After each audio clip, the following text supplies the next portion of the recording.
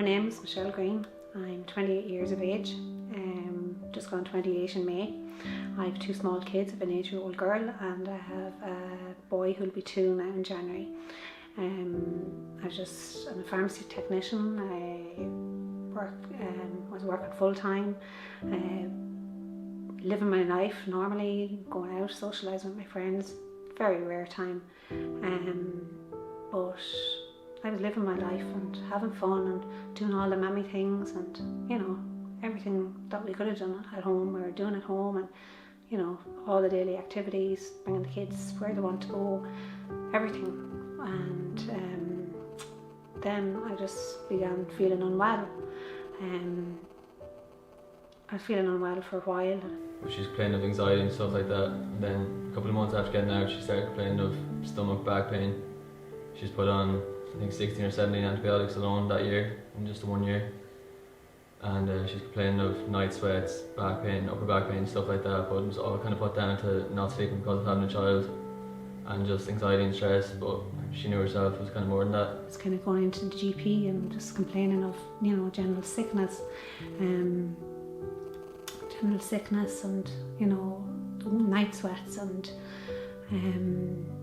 serious fatigue. And they're kind of saying, you know, oh Michelle, you know, you're working full time, you've 2 small kids, you know, what do you kind of expect to feel?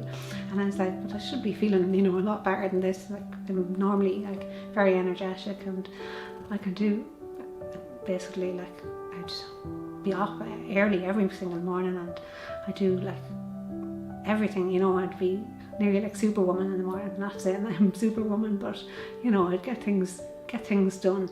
My mission was to get things done early so we could spend the rest of the day together. But yeah, the sickness kind of continued.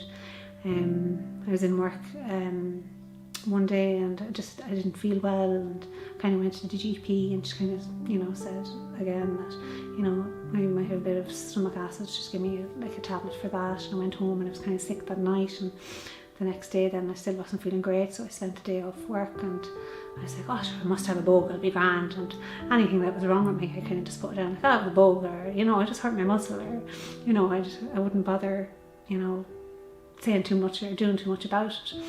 But I knew this time there was something different. The sickness wasn't going away, and, you know, one day I actually just went into work and I was doing up the blister packs, and something just came over me, and I was feeling sick, and my appetite was gone, and, you know, I kind of went out the back and I just started bawling, crying. I said, there's something seriously wrong with me, and, you know, I'm not one to cry, but even the girls in work were like, Jesus, Michelle's crying, there's something seriously wrong. And I just said, look, I'm so sick, there's something majorly wrong with me.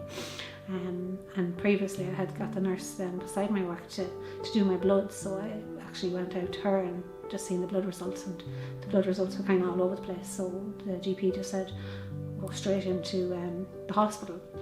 So I went into the hospital anyway and spent a few days in there and trolleys, and they kind of ran loads of tests and everything, and, you know, put it down to having a virus. It kind of went downhill after that until kind of culminated in March when she was brought into Mullingar Hospital, and they kind of just said it was an infection again, sent her home, kind of thought it was glandular fever. And a couple of days later she was brought to Tullamore Hospital. The condition got a lot worse in the space of 48 hours I think it was, and yeah, she was in critical condition then.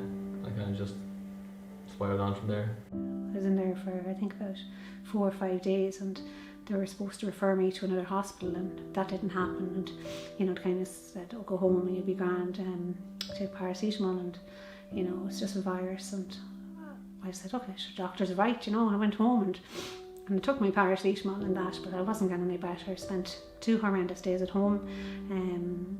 I was supposed to be referred to Tullamore, and I wasn't referred to Tullamore.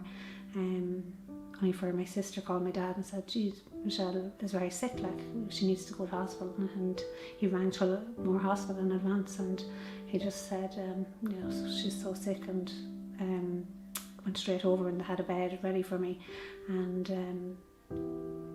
they ran loads of tests. They ran all the tests under the sun. They done bone marrow biopsies, they done everything they could, but even they couldn't find what was wrong with me.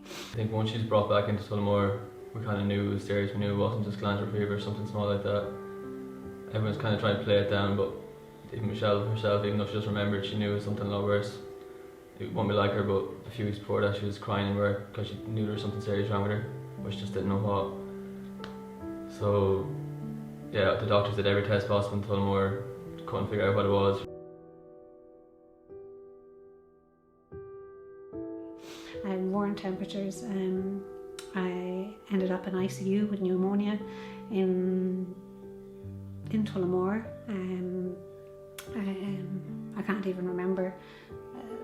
People visited me there. I think my temperature was so bad. They told me I had Easter eggs, but I said, to be honest, I didn't see Easter eggs all year.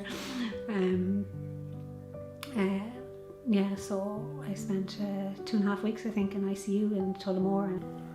And still nobody could tell. They did every blood test, bone marrow test, everything possible, but they couldn't figure out what it was. So then she had to be transferred up to the Mater Hospital.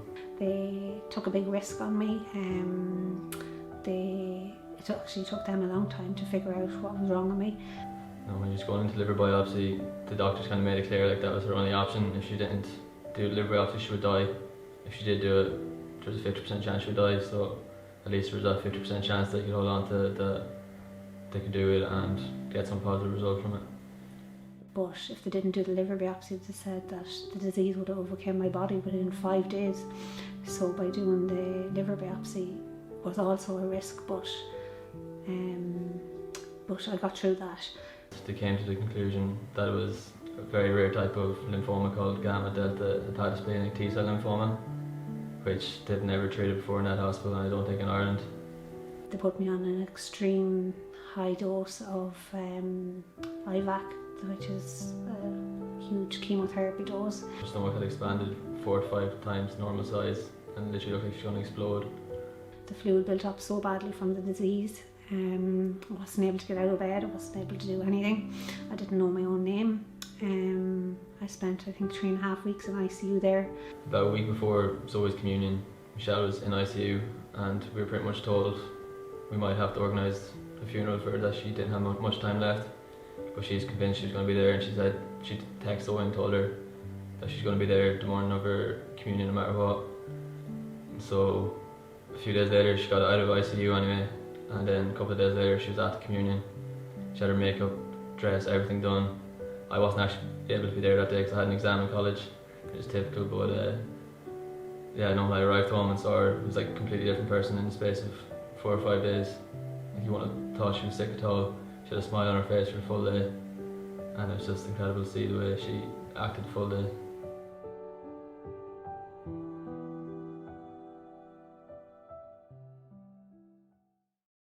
So the night of the communion, Michelle had to be brought back to hospital. I think that's one of the only times throughout the whole process she cried publicly, because she said she felt like there was nothing wrong with her, despite less than a week before that she was told she wouldn't be able to make the communion. She wanted to stay at home with the kids, she didn't want to go back to hospital.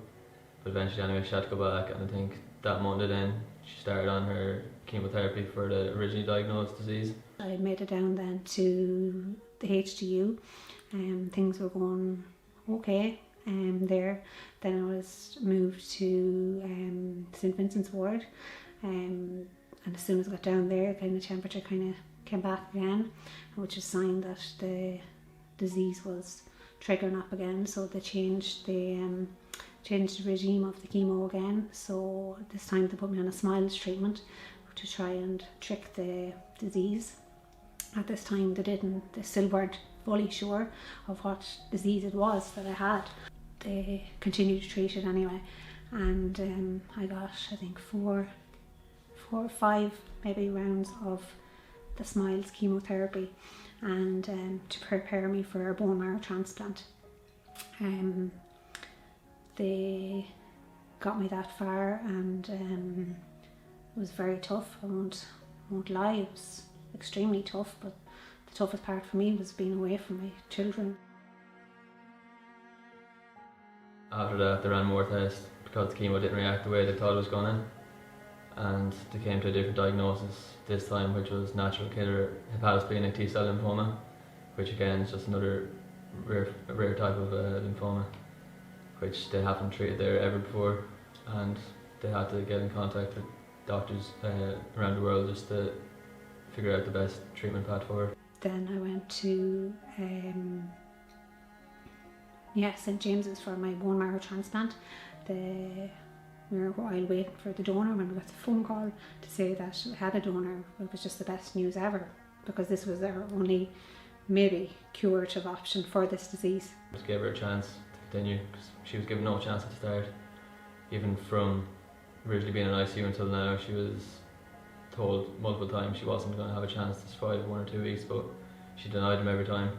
The transplant went very well, and for 2 months I was fine. I got home and was living life again, and then I just went back up, and the bloods were down, and signs were that the lymphoma was coming back, and the lymphoma was back, and back with a vengeance.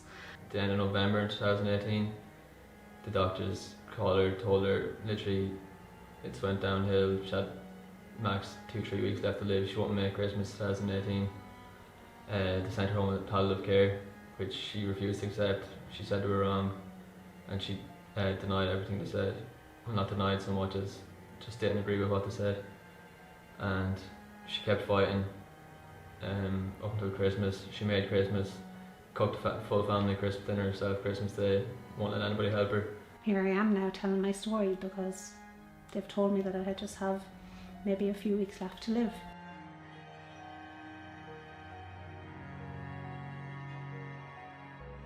She always did little small things to make herself feel better when she couldn't see the kids.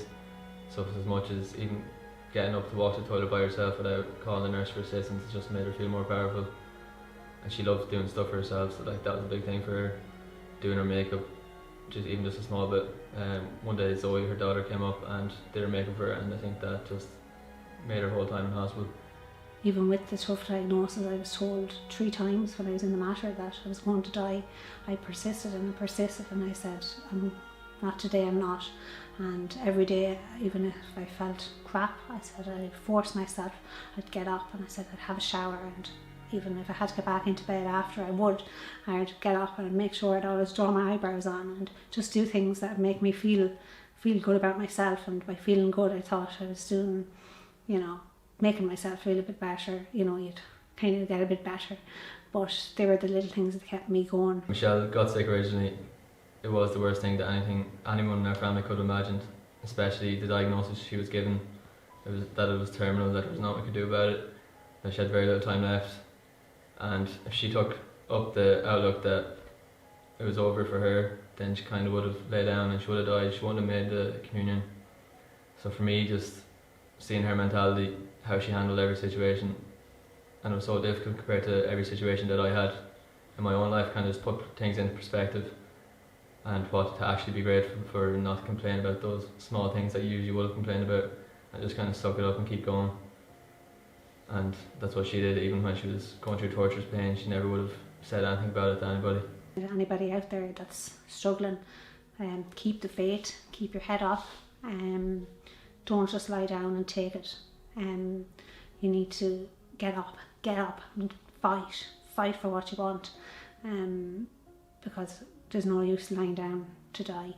Get up and enjoy, get out when you can, do the things you want to do, and at least you can say, I didn't spend all them months, on chemo, just lying there in the bed. I actually done something that, meant something to me, and fight with all you've got, and stay positive.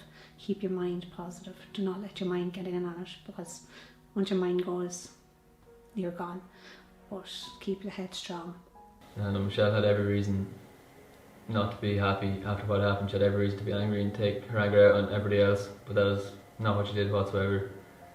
She kind of brought everybody else up. Instead of, we could have been going into hospital and she could have been complaining about how sore and tired and everything she was, but that was never how it was. She would always ask us how we were, and even when she was in ICU, I got a text from her wishing me the best luck in my exams, even though she's barely conscious, and just stuff like that. Especially with the kids, she'd always, so it was Zoe's birthday, she wasn't there the last couple of years because she was in hospital. She wasn't able to make it home for those times, but she would still order stuff online to send home to her when she was in her hospital bed and stuff like that. She would always have something ready. As a 28-year-old with 2 kids, like when you're coming in telling you this news that you don't have long to live, I was told that a few times in that, and to be honest, I didn't accept it, and I went to make my wishes a few times, and I said, you know what, fuck this, I'm not doing it. But I think that's what got me so far today, even though I'm or doing this now, but things have got progressively worse. As a 28-year-old with 2 kids, it's just the hardest thing you ever have to take on board. Not so much for myself, but more so for the kids. How do you tell an 8-year-old and like a 2-year-old that the mummy's not going to be here to see them? It's the hardest thing you ever have to do, and even the hardest thing for me, knowing I'm not going to be there for them growing up, is just cruel, and it's heartbreaking. I think she could have dealt with any physical pain that was thrown at her, but I think just the mental torture of being away from the kids was what actually hurt her the most. I have to be strong and be strong for them, and I'm just grateful that I had the time to do videos for them and organise a few bits for them before I go. And you know, I just want to preach to anybody out there that follow your gut instinct, that, like, you know, if you're feeling sick, and you know, only you know yourself best, and don't accept no, keep going, and just, you know, follow your heart and keep strong.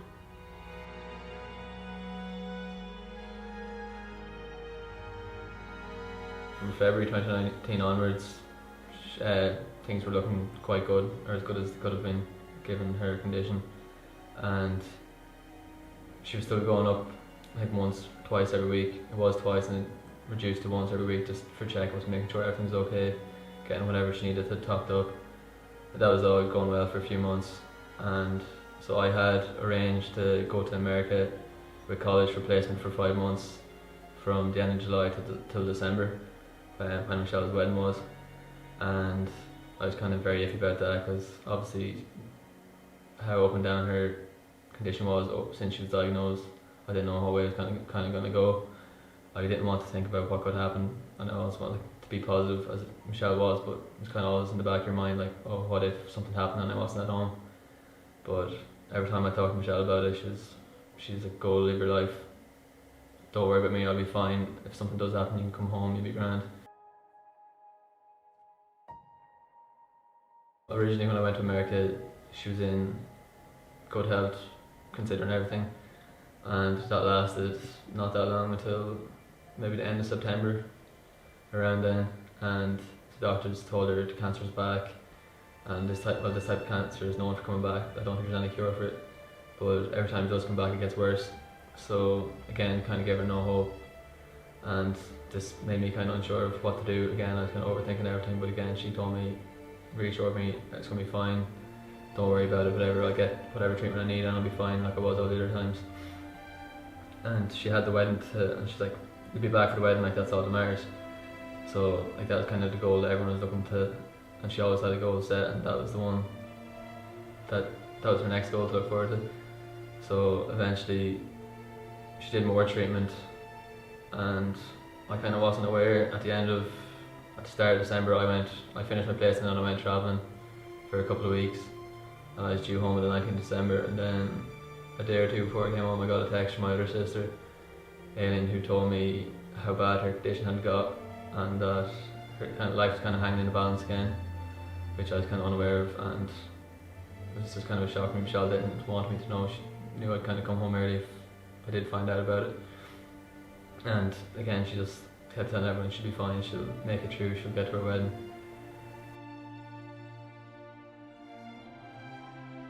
Michelle had planned to pick me up from the airport. She'd always be my taxi everywhere whenever I needed it, but she had planned to pick me up from the airport when I came home from America, but she wasn't able, obviously, because of her condition. She couldn't get off the couch at home, so my mum and Michelle's friend came to pick me up, and they brought me straight back to see Michelle, and it was kind of shocking just to see how much she had deteriorated. There were obviously tears initially because it was so long since we saw each other and just her condition, but again, she reassured me and said she'll get through it like she does all the other times. A few days before the wedding, she had to go up to the hospital for a checkup. She was off all treatment at this stage. They told her there was nothing they could really do. So I said I'd bring her up because it was so long since I actually got to spend time with her by myself. But the day I brought her up, it was the first time I kind of, not lost hope, but just didn't see how she could possibly make it to the wedding. The whole drive up to the hospital, she didn't say one word, which is unlike her. She just slept the whole way, kind of. Same in the hospital room, again, didn't really say much. And then she kind of perked up after that on the way home. We went and stopped in a restaurant and she had a 3-course meal, which was very like her.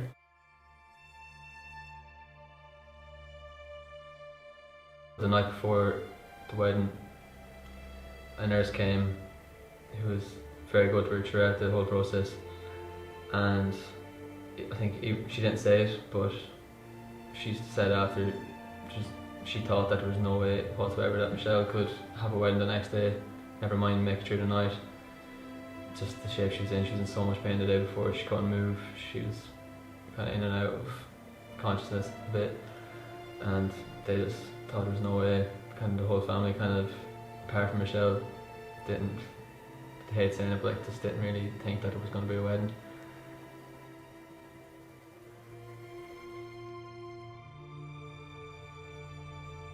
The morning of the wedding, I wasn't there obviously, I was in the groom's house, so I was one of the best men. So Michelle woke up, apparently she was like a different woman the next morning. She woke up at 6 o'clock and she said she's gonna fucking do it, and she was so determined. She got up. My sister's a hairdresser, so she got her done up, made her feel good.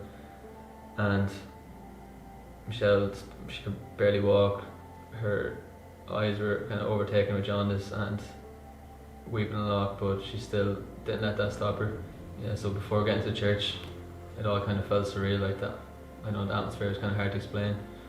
We were there anyway, we were waiting, there was a lot of tension before Michelle arrived because there was so much uncertainty around the situation.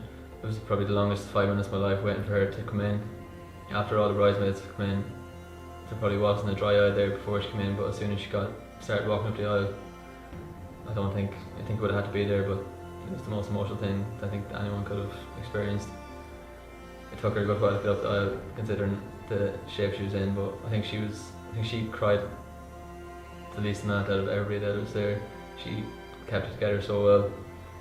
And even for the week before that, she had a terrible cough, pneumonia, but that full day she didn't cough once, which I don't know how to explain that.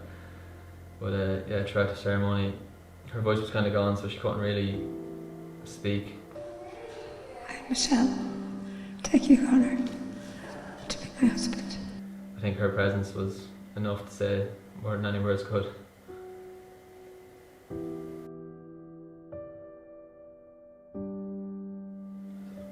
She surpassed all expectations that anybody could have set out for her, even herself. I don't think if she thought at the start she was going to live for 2 years after being told she had barely 2 days, or that her life was hanging in the balance multiple times, that she would have been there. So it's something that everybody's grateful for every day. My big message is listen to your body, do the things you want to do, make sure you plan, and if you do get the bad news, plan and have it as, you know, you might never need it, but have it as a plan B in your back pocket, so you are prepared and, you know, you'll have no regrets, apart from not being there, but that's something that's out of your control. And just fight and keep strong, keep your head strong and keep going as much as you can.